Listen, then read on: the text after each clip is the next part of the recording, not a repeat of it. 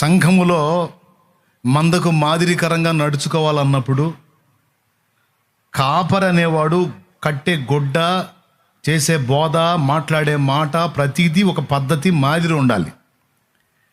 తిక్కలు డ్రెస్సులు వేసి పిచ్చి పిచ్చి వేషాలు వేసి సోది మాటలు మాట్లాడి సొల్లు కబుర్లు చెప్పుకుంటా తిరిగి పద్ధతి కాదు కదా అది. జులాయి వేషాలు వేయకూడదు కదా పాస్టర్ అయినోడు.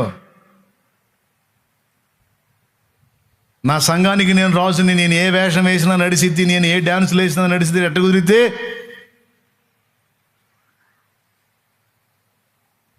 దిద్దుకోవాలి, మార్చుకోవాలి, సభ్యత సంస్కారాల్లోకి రావాలి సేవకుడు అనేవాడు.